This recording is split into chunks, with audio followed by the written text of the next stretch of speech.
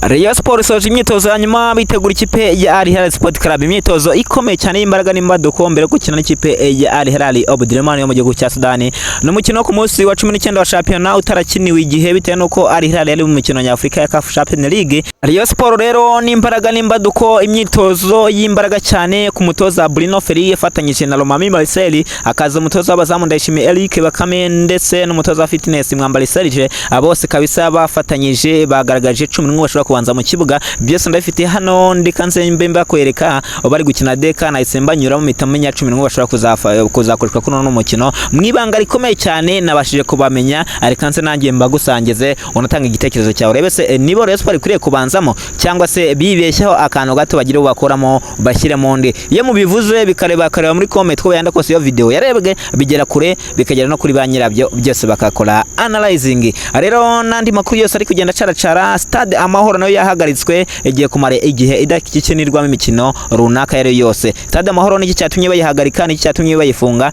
arikanze byose ngende mbikunyiramo ngubwire n'impamvu Stade Amahoro bayifunze nandi makuru yose ari muri Rayon Sport. Andi makuru mashya nayo mu ikipe ya Rayon Sport namaze kubamenya muri uno mugoroba mbere ko bakina no mukino byose arikanze ngende mbigusangiza. Ariko mbere ko dukomeza banzu making sure ko kanza like ko subscribe asigati bane gatano kuri kagenzi kako nimba utari wabikora bikore nicyo gihe naho kanya kugira ngo uterekeho urushinge cyangwa se uterekeho iyo notification yawe ujibonera amakuru umubambere. Rero Rayon Sport abakinyi bayo bose bagarutse, abakinyi b'abarundi bagera kuri 5 bose bafite amahirwe yo kubanza mu kibuga kuri no mukino uwo bazakina muri ikipe ya Al Hilal Sport Club. Rayon Sport ifite abarundi 5 bose, abakinyi rero bose bafite amahirwe reka ndaje mbe ngubwira ko ibintu bizaba bimeze byose naguca ku ruhande. Abakinyi barimo basindi Paul Jesus bagomba kuba bari ku ntebe y'abasimbura, abakinyi bagiye batandukanye barimo nk'uyu musore Habimana Yves rutayizamu uturuka mu karere ka Rutsiro.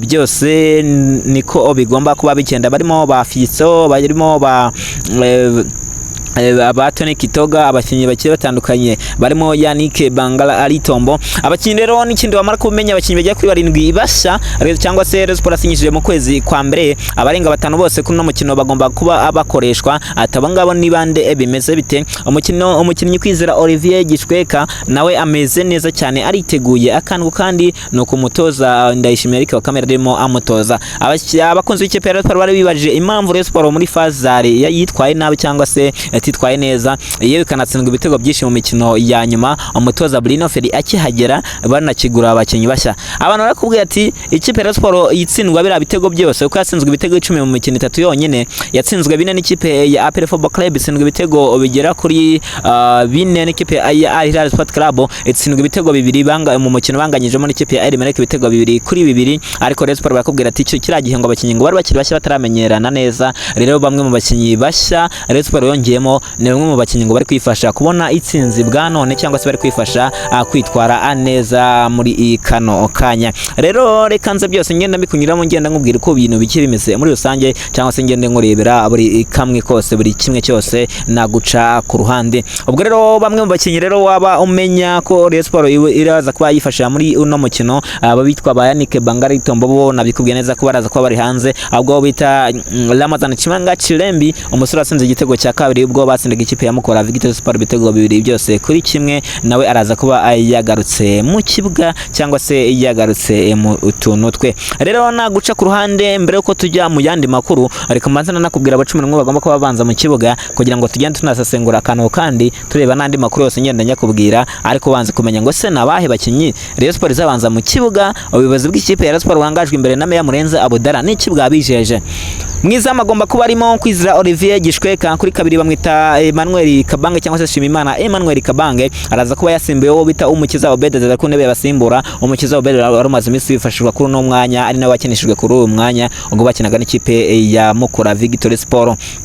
Araza kuba ari cyane mu mutima defense ari kumwe wo bita Ramazan Chimanga Chirimbi, araza kuba ari kumwe na kapiteni Emery Bayisenge, araza kuba arimo ameze neza cyane. Arahari cyane wo bita Ben Aziz Da umusore w'umunyaburkina Faso kuri gatatu. Umusimbura we bamwitaganijuru Eri azaba hari nawe ari kunebe yasimbura bose bariteguye neza cyane. Foster Rikawo Master Pizarro umaze imikino irenga 2 atagaragara mu kibuga nawe araza kuba yagarutse kuri nomero 6. Araza kuba hari cyabwa no umurundi umwe, umurundi wa kabiri nawe uzaba uyu ni nomero 8 arahari cyane. Richard Ndayishimiye yaragarutse yiteguye ameze neza cyane, arahari cyane. Abedi Bigirimana kuri nomero 10 cyangwa se n'ubundi nayo nomero aba yambaye mu kibuga, ariko mu myitozo bayambaye nomero 3. Rero bose bameze neza cyane. Kuri attaque arahari ubita Asmani Kumana ku ruhande rumwe, ku rundi ruhande ameze neza cyane ubita Tambwe Gorwari Ngongo. Bwarone bamesemo kuzamukoresha kuri attaque kubera ko mu gihe hagati mu kibuga hari abo bakenyi bagenzi be, agomba kubita ajya kuri attaque kugira ngo n'ubundi afatanye n'abandi gushaka ibitego. Ubwo umwataka cyangwa se umupowenti uzaba ari gushaka ibitego ari we bahereza imipira kugira ngo atsinde, na wundi bamwita mu gishade aka Taichi Forunganya aza ku ntebe y'abasimbura, ari we utegereje ko hagira ukora ikosa ritoya cyane agahita nawe yinjira mu kibuga akaza agakora itandukanye cyangwa se akaza agakosora ibyo bari kwangiriza mu kibuga. Ubwo rero si uwo gusa uzaba ari hanze y'ikibuga, abakinnyi barimo nk'uyu Habimana Yves nawe azaba ari hanze y'ikibuga, abakinnyi bagiye batandukanye nk'aba Cindy Paul Jesus baza bari hanze y'ikibuga, abakinnyi barimo Ishimwe Fils baza bari hanze y'ikibuga, Tony Kitogaza bari hanze y'ikibuga, abakinnyi bagiye batandukanye barimo ba Ganiju Elina bikubwiye ko baza bari hanze y'ikibuga, Umukiza Obed ari hanze y'ikibuga, abakinnyi benshi cyane ba Murera bamwe baza bari hanze y'ikibuga, ariko abandi b'ingenzi barimo. Ese muri abo 11 wumvishe mwubwiye cyangwa se baza bari kubanzamo natagira igihinduka, urumva ari inde wakwiriye kuvamo hakajyamo nde? Gusa igihari nuko wabita Bigirimana Abedi abariyo muri no minsi ntago ngo bari kumukunda cyane, ngo ntago ari gukora ibintu neza, ntago ari gukora ibintu nk'uko abariyo babishaka. Bigirimana Abedi ashobora kuzakina iminota mike cyangwa se mu gice cya kabiri nagikine bakamusimbuza akajyamo Forunganye akajyamo agiye kwataka, yajya kwataka none ubita Tambwe Gorwari gahita garuka mu kibuga kuri wa mwanya Abedi rare gukinaho. Biko niko bagomba kubigenza. Mu gihe Abedi yavamo agasimbirwa na Forunganye, Tambwe Gorwari no ugomba guhita ugaruka kuri wa mwanya Forunganye naho akaguma akataka. Ikipe ya Al Hilal Sport Club igiye gukina ikipe ya Rayon Sport kuri uyu munsi cyangwa se ku mukino ku munsi wa 19 tarabereye igihe. Ni mu makipe ari kwitwara neza cyane muri shampiyona y'u Rwanda kandi anatsinda ibitego byinshi kabisa bishoboka. Iyi kubonye mu rwaho cyangwa se iyo kwitondeye igutsinda ibitego byinshi. Gusa umukino herutse gukina muri ikipe ya Gorilla Football Club batsinze igitego kimwe ku busa kandi abakinnyi bose babanjemo. Mwibutse ko Al Hilal mu bakinnyi batanu bamaze gutsinda ibitego byinshi muri Rwanda Premier League cyangwa se aba top scorer aho shampiyona igereye ku munsi wa 21. Batatu bose nabayo. Uwo bita Adama Coulibaly afite ibitego 6 niwe wa gatanu. Uwo bita Emmanuel Foromo n'uwa mbere afite ibitego 11.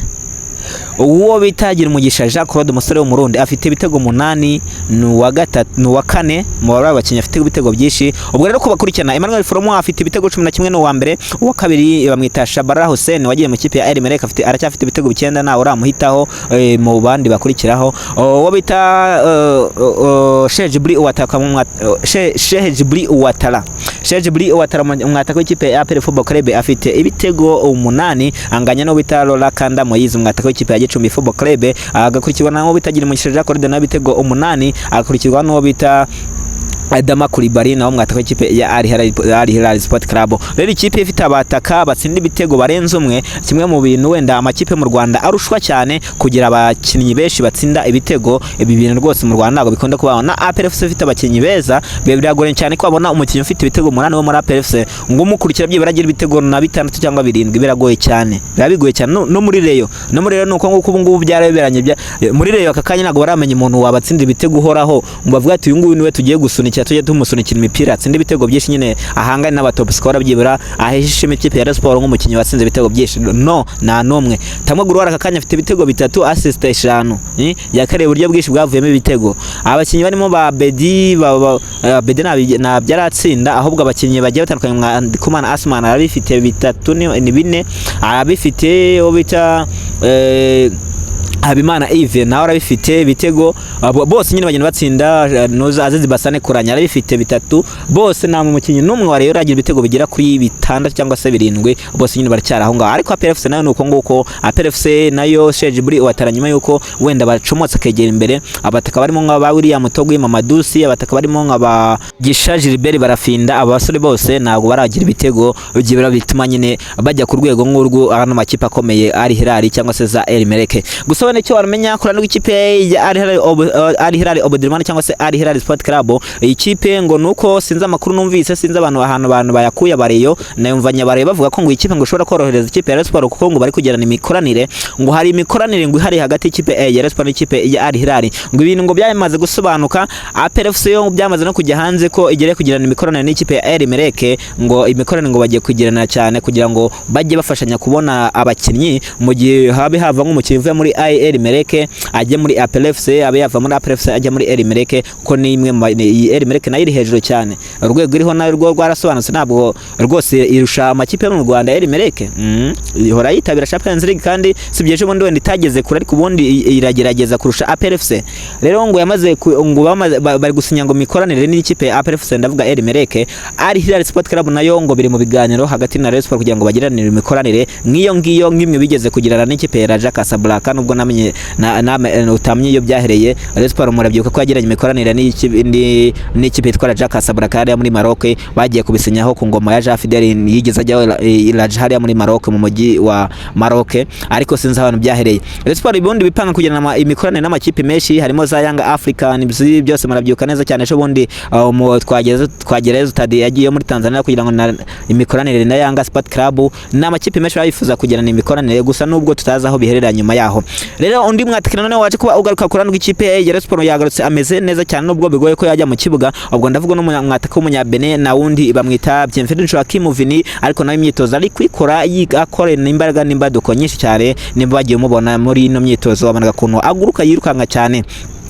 Ramazan Chimanga Chirimbi we amaze kwerekana urwego rwe, birashoboka cyane ko ashobora kugira mu kwa gatandatu ahitabona indi kipe ya kure cyane, kuko kigeza barangije amasezerano. Ariko Rayon Sport ifite gahunda yuko ngo nta mukino umwe izatakaza mu kwezi kwa karindwi, bitewe nuko ngo amafaranga yamaze kuboneka. Umuterankunga witwa Jailot, umuterankunga witwa Airtel Rwanda, abo bose bagiye kumenamo amafaranga, ndetse n'undi muterankunga, hari n'abandi baterankunga bagiye kuri babiri, bose bagiye kuza bagashyiramo amafaranga yabo kugira ngo Rayon Sport irusheho kugenda neza cyane. Ibyo nari maze kubabwiraho mu kanya bijyanye na Stade Amahoro. Stade Amahoro yamaze kuba ihagarikwa mu gihe Amavubi cyangwa se u Rwanda bari kwitegura imikino yo mu itsinda, barimo itsinda C imikino ya gishuti y'isi, ariko yo ku rwego rw'isi ya FIFA. Iyi mikino rero yo ku rwego rw'isi ariko ya gishuti zaba ari gukinamo harimo Amavubi, hakabamo na Kenya n'andi makipe ariko yo ku mugabane wa Amerika. Iyi mikino rero igomba kubera muri Stade Amahoro, ngo bazakoresha VAR, ngo bari kongeramo ngo amakamera n'iyi VAR ngo bari kuyesera neza cyane kugira ngo izakoreshwe muri no mikino.